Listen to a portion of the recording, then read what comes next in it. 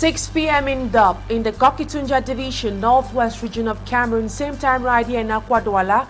Good evening, ladies and gentlemen. Thank you so much for joining me on this edition of the 6 p.m. primetime newscast on Equinoxe television. Our major stories tonight: 12 Social Democratic Front SDF militants arrested in Munda in the Southwest region for allegedly posting campaign posters of the SDF party on walls have been released. The party confirmed the arrest and subsequent release, but the divisional officer for Munda denies that administrative authorities ordered for their arrest. Away from that, PCR and candidate Cabral B storms Bamenda today despite lockdown imposed by separatist fighters. Though several streets were deserted, he used the opportunity to outline his blueprints for peace, economic recovery and democratic renewal to party militants, supporters and sympathizers who were present at the campaign ground. Those are top stories tonight. The news in full in a jiffy.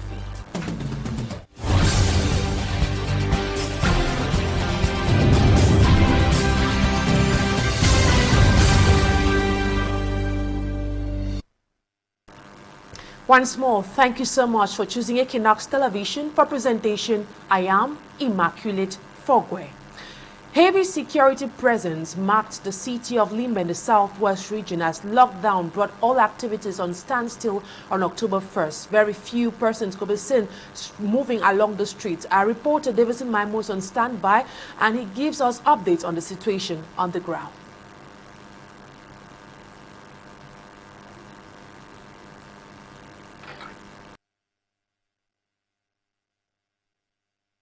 You can see most people are on foot. Activities are actually shut down, except for a few commercial motorbike riders that are actually plying the street. Security dispensation are being taken, as of course we have soldiers right there with police officers and gendarmes officers put there for security purpose. The Church Street vicinity is a very busy neighborhood in Limbe because it hosts the Limbe New Market. On normal days, this particular area is very busy with hundreds, why not thousands of persons. But unfortunately, the 1st of October 2025 is actually different, as every business place within this area is shut down.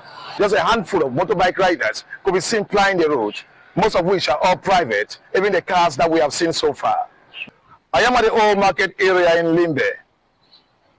This area used to be very busy during normal days, but of course you can find the stores behind me. They are all closed, except for a few commercial motorbike riders that are actually plying the street. The situation in Limbe on the 1st of October 2025 is not different from that of other areas within the northwest and southwest region of Cameroon.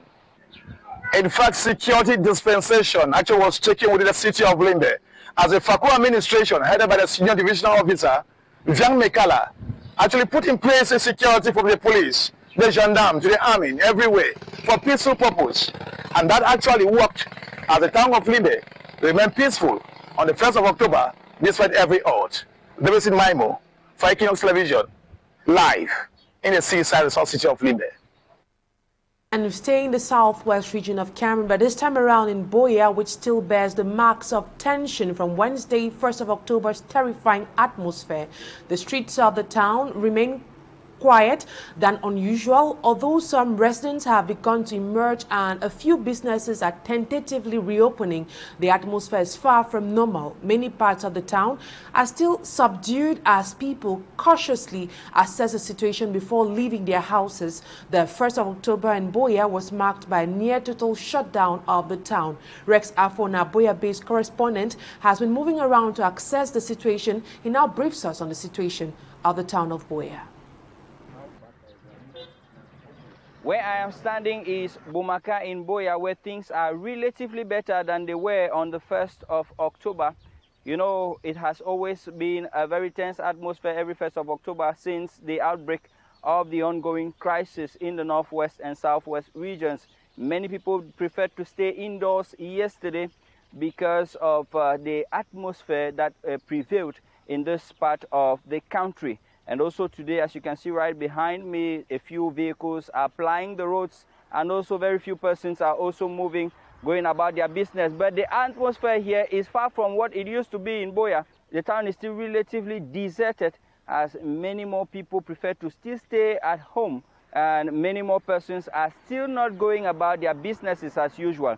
Also, you would see uptown around from Moliko, Bunduma, and others places like OIC. A few more vehicles are moving in those areas, and many more persons are also plying the streets in those areas. Reporting from the town of Buea, I am Rex Afon, Equinoxe Television. And now we move to the northwest region where Limbe, the Cameroon Party for National Reconciliation presidential candidate, was in Bamenda today despite the lockdown affecting the city. He outlined his vision for peace, economic recovery and democratic renewal, emphasizing community-based federalism as a solution to the ongoing Anglophone crisis. Our Northwest Chief Correspondent Bustela was there and now tells us about the outcome of that campaign. From Upstation through New Road and Mobinquen to the Commercial Avenue Grandstand, Limbe's caravan cut across a city marked by shuttered businesses and near-empty streets. Greeted by few inhabitants at Mobinquen, the PCRN candidate used the stop to highlight his vision for a country still grappling with the violent conflicts in the Anglophone regions. Limbe stressed that his program is anchored on three main pillars, which include national reconciliation through inclusive dialogue, economic revival powered by youth and women, and institutional reforms aimed at strengthening democracy. I'm convinced that nobody has a miracle solution to end a war. But I also know that everywhere in the world, all the wars come and end by peace agreement. That's why I've said that elected on October 12th, even if it will be necessary to delocalize the presidency to come here, I will do it. Because the main objective, the priority of the priorities is to achieve peace. Although the lockdown limited turnout, party officials say the candidate's presence in Bamenda sends a strong message of political inclusion. So instead of boycotting, let us gather, let us organize ourselves to control our votes, to avoid electoral fraud. In 10 days from now, Cameroonians will head to the polls to determine whose program resonates more with them, but for the Cabre's team, the orange ballot will bring the required change Cameroonians desire. Bustela reporting there. Meantime, militants of the Social Democratic Front SDF party arrested in Munda in the southwest region of Cameroon have been set free. The party of presidential candidate O.C. Joshua had demanded their immediate release, condemning what it qualified as arbitrary arrest and violation of the national and international laws, as Babla Jonathan tells us. The Social Democratic Front SDF political party decries the arrest and detention of its militants in Munda in the southwest region of Cameroon. 12 of our comrades were arrested and locked up in Munda for the simple reason that they went out displaying the banners, campaign banners of the SDF. A press release signed by the party's National Communications Secretary, Kejang Henry, qualifies the arrest of the militants as unlawful. The statement goes further to say that the militants were arrested on the instructions of the administration. The division officer of Munda denies all allegations of administrative involvement. The CEO called the campaign manager, and the flimsy excuse he gave was that these banners were placed in the center of the town, as if the SDF has no right to place banners there or it's against the law. After the release of the militants, the SDF wants them to step up their campaign for the party's flag bearer, Honorable O.C. Joshua. They've been released and they are free, and I think that just the fact that they were arrested, their resilience has increased, and they should paint Munda with the pink banners. Why not the ballot papers? And be sure they should ensure that win the elections in Munda to prove to that deal that the time of colonial administration has expired. Political analysts, civil society leaders and right defenders have condemned such actions, which they say could contribute in exacerbating the growing tension in the country ahead of the October 12 presidential election. And we stay in politics with the October 12, 2025 presidential election approaching. Cameroonian candidates are sending strong warnings to the Constitutional Council, Electoral, and other electoral actors against any attempts to manipulate the results. Issa Chiroma Bakari, one of the candidates, emphasized that any fraud in the results will be against the Cameroonian people. Femi Armstrong Sanda has the details. The alert and warning against electoral fraud has been among the issues repeatedly echoed by candidates since the start of field campaigns ahead of the October 12 presidential election in Cameroon. Issa Chiroma Bakari is one of the candidates who has been persistent in warning the elections governing body Electoral, the Constitutional Council, and even the Ministry of Territorial Administration against any attempts to alter the results of the October polls. In this viral video, after a rally in Bafoussam in the West region, Issa Chiroma Bakari told his close aides and supporters to be ready to defend their votes by pushing Electoral and the Constitutional Council to ensure the integrity of the outcome. Le peuple doit amener le Conseil constitutionnel à dire la vérité qui sort des urnes, mais pas des fantasmes. However, he says the institution has been compromised by the controversial appointments of its actors by the head of state, who is also the president and candidate of the ruling CPDM party, hence the reign of loyalty and entitlement. To him, these actors are capable of faking results before the holding of the election. Ils peuvent fabriquer les résultats dès maintenant.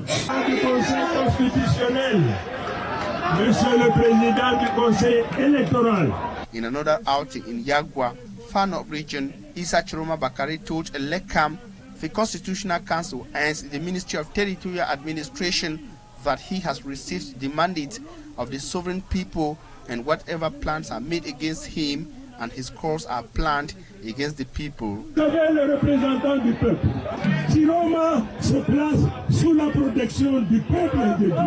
In a like manner, the Social Democratic Front SDF party candidate Osi Joshua called on the people of Mbanga in the Mongo division of the Littoral region to get ready to defend their vote. Ma Constitutional Council na una, ma Electoral na una, and on the 12th of October we go. Osi Joshua says they will be his Electoral, his manager, and his Constitutional Council, thus the ones to decide on the outcome of the election. We will protect the votes. Osi Joshua opines that the CPDM regime has been thriving in corruption and fraud, alluding to what he calls the stolen SDF victory of 1992. In a similar outing earlier this year, the eldest member of parliament, Honorable Laurentine Kwafrigi, warned against electoral fraud and malpractices, which to her could plunge Cameroon into a bloodbath. And presidential candidates in Cameroon are actively leveraging social media platforms, particularly Facebook, to engage with voters and promote their campaigns. While some candidates are making effective use of social media, others seem to be lagging behind. Asa Lucilengo reports on how effective some candidates or how active some candidates are on their social media platforms. Her report. Since the official launch of the presidential campaigns, candidates have been employing various strategies, including online platforms, to disseminate their messages and woo Cameroonians to vote for them. The outgoing president of the ruling CPDM party, Paul Buea, has been using his institutional Facebook page daily to reaffirm his commitment to strengthening measures that protect freedom of expression and journalists, as well as ensuring transparent and inclusive elections to consolidate freedom and democracy. While Colbert, the national president of the Cameroon Party for National Reconciliation, has kept his supporters engaged through his Facebook page by utilizing test posts and Facebook live sessions. He connects with many through his daily campaign letters Addressing Cameroonians as a whole, including the forces of law and order, he also makes a massive call for voter registration. Joshua Osi of the SDF party has been regularly meeting with Cameroonians through constant Facebook live sessions and spontaneous posts from various locations across Cameroon. On the other hand, Serge Espoir Matumba of the Pius Party has taken to social media to express gratitude to the people of each locality he visits, using pictures and videos to inform them about his next campaign activities. Similarly, Hiram Iodi is also using online platforms to remind Cameroonians of each location he will be visiting while expressing gratitude to the localities that received his delegation. Lastly, presidential candidate Domaino Damjoya streams every campaign event live. In her latest post, she emphasizes her determination to meet the population and urges Cameroonians to make use of the October 12 presidential election to cast their vote. As the presidential election approaches in less than 2 weeks, campaign activities are multiplying online and offline with a principal message of change. The report done by A.C. Lucilengu ends this first part of the news. Talking Point comes up next.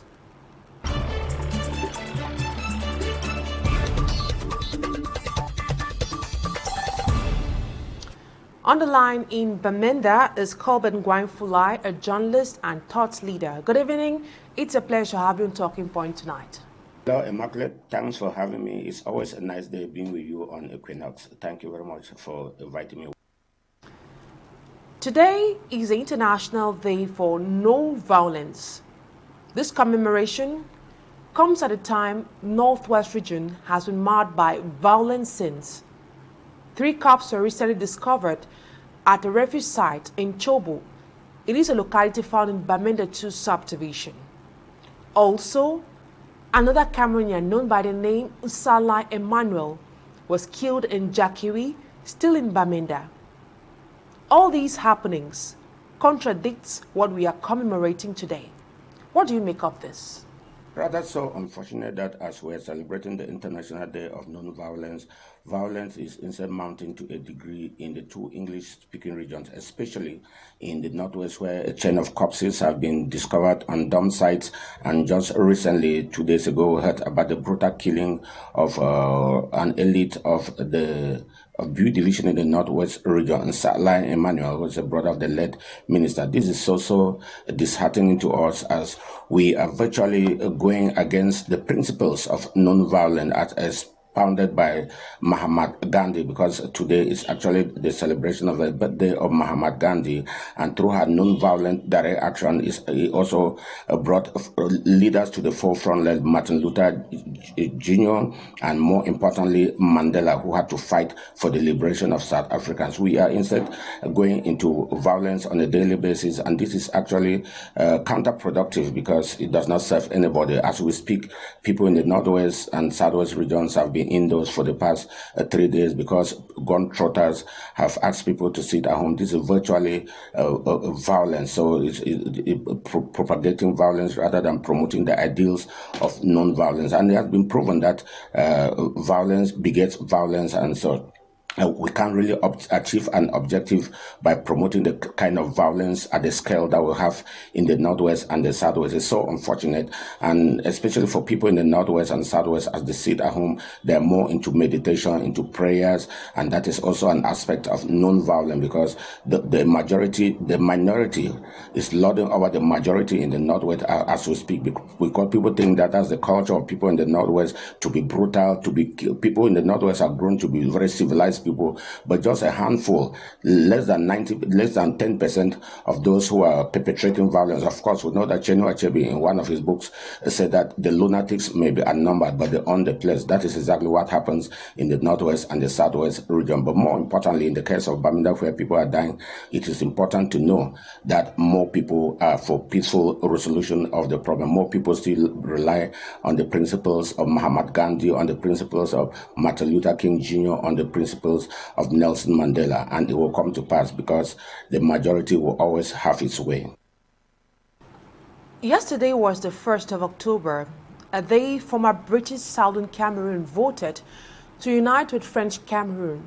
During such days, the atmosphere in the northwest and southwest regions has often been characterized by confrontations, separatist parades, and the hosting of the supposed Amazonian flag.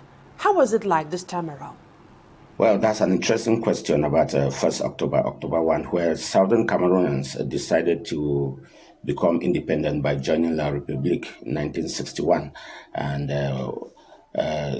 unfortunately, this is a day that people were supposed to be merrymaking, and outside the separatist fighters asked everybody to be at home. And in fact, people have been at home for close to 1 month, for what I don't know yet. And so it was very difficult. It's very difficult to say whether anybody could have gone outside for that day, except they celebrated in the bushes. But what I know for sure is that on the other side of the Mongo, that is in East Cameroon, so many political party leaders, especially politicians who are vying for the presidency on the 12th of October.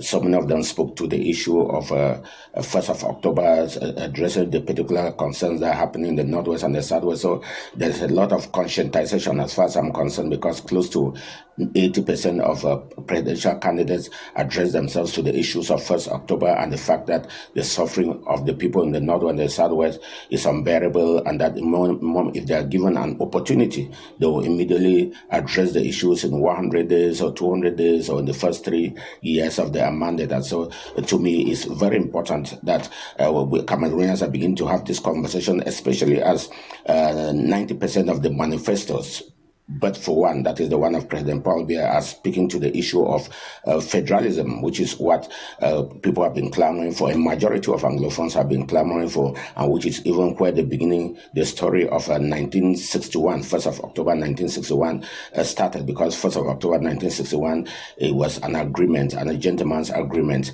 that will be into a federation, a federal system of government, and that it shall never be dissolved by enemies, though Ahijo went ahead to dissolve it, and President Paul Biya came along to make us become a La République instead of a United Republic of Cameroon. So these issues are being addressed from different angles. Either it's Osi Joshua, Cabral, Libi, Bello Buba Maigari, Ateki Claxton, Keremuna, Matumba, and all those who are in the presidential election, but for President Paul Biya, who continue to insist in his own understanding of decentralization and unitary decentralized state. So as far as I'm concerned, it was a greater celebration across the country, but for the fact that people in the Northwest and Southwest who are more concerned were asked to stay at home, brutally asked to stay at home, because nobody decided by his own volition to stay at home. So that is the atmosphere that I could gather for now, especially in terms of speeches on TV, on radio, and addresses on TV, on radio, and the rallies that were held around the country on the 1st of October. Now, how is the population of the Northwest region coping with these challenges of living in a city under lockdown, where movement is restricted and economic activities are severely impacted? That's an interesting question. In fact, it's so traumatizing to live in the Northwest and Southwest, and especially in Bamenda this time around, where people have been forced to be at home, locked down for 1 month, close to 1 month. You know, it's always, if somebody decides to stay at home for a whole month or a whole year, that doesn't disturb her until you are forced to stay at home. And this one reminds me of a statement by one of the presidential candidates, Batonia Keremona, who actually, in one of his outings, actually was worried about the fact that somebody would drink poison in Bamenda and expect somebody to die in Yaoundé. And that's exactly what is happening with us in the Northwest and Southwest, because those who turn around as leaders are actually asking us to drink poison, especially expecting that people will die in La République. And they say it was because of we were virtually being locked. Children are not going to school. But people are campaigning. That's the most interesting thing. Children are not going to school, but people are campaigning. So they're actually, of course, you've just mentioned about the bodies that are being picked left, right, center in the Northwest. Some are drowning in streams. Some are people are killed and dumb and abandoned on dump sites. And so that is the situation that we are living in the Northwest and the Southwest region, and especially in Bamenda. That is the epicenter of this conflict. Children have not gone to school since the 8th of September, and this is what the United Nations virtually refers to as educide, another form of genocide, where children are intentionally stopped from going to school because there is nothing that justifies the students staying at home. So this is a form of educide, and now added to it is what I'll call ecocide, which is economic genocide, where people are forced, businesses have been closed down. There's no movement, no transportation, and no basic healthcare, no basic amenities for people in the two English-speaking regions of Cameroon. So it's a form of genocide, and the United Nations, when famine, because we're gradually moving to the era of famine. Before this election would take place, people would have died in the Northwest of would have contacted diseases because of famine, and so people who are living on medication cannot replenish their supplies. People who are living on special diets cannot afford those diets, and so it's a form of famine. And this is the International Criminal Court actually frowns at this, and the United Nations is already zeroing in on the fact that genocide and famine are two crimes against humanity. And so we're virtually going through not only genocides. The separatist fighters have added ecocide to it, the fact that intentionally children should not go to school, and ecocide now, which is economic genocide. And so that's the situation that people are living in. People cannot move. People, the only place that people find solace in family reunions among the communities. Who cannot move to meet a brother, you cannot transport a relation to hospital. Of course, it's so dangerous. What are your thoughts on the mayor of Buea's decision to seal stores of traders respecting the lockdown while being heavily guarded by security elements? The mayor of Buea, like Patrick Ekema, look like virtually the mayors in the two English-speaking regions virtually function the same way before, because at the start of this lockdown, we also saw the mayor of the city mayor of Bamenda, Achobong, do the same thing, gathering people on the first few days, rushing with bikes to the city center and coming back and making a few declarations. And it is after he became virtually bored when he just took over power in 2020. He became virtually bored with fighting the Monday ghost town, where every day he used to share gari, rice, and pieces of savon. Finally, he discovered he exhausted the power of energy in the power of the action, and so the mayor of Buea is taking over up the queue, locking the stores, and you see him heavily armed. The good thing about all these people is that they are heavily armed, but they expect unarmed civilians to go out and do the bidding for them, and so. It's just part of the frustration that everybody is having, and everybody wants to prove a point. The separatist fighters want to prove a point. The elected officials, appointed officials, governors, administrators want to prove a point. Everybody wants to prove a point, and so, as we say, the elephants fight and the grass suffers, and so that is what we are witnessing, and will continue to witness this as long as the crisis will continue. But it's important to know that the ordinary citizens living in the two English-speaking regions of Cameroon have given their best, because if they were not well-meaning citizens, they were not good citizens, even the administrators would not live there. The administrators, the elected officials, they live in these two regions because these citizens are sacrificing enough. You see anybody living in these two regions, the rest of the people who are chickened out, and then they've rushed to other regions, and some are even out of Cameroon. You see some people who have vowed to remain there and to soften the spot. You still add more pain to injury. It's not the best thing to do.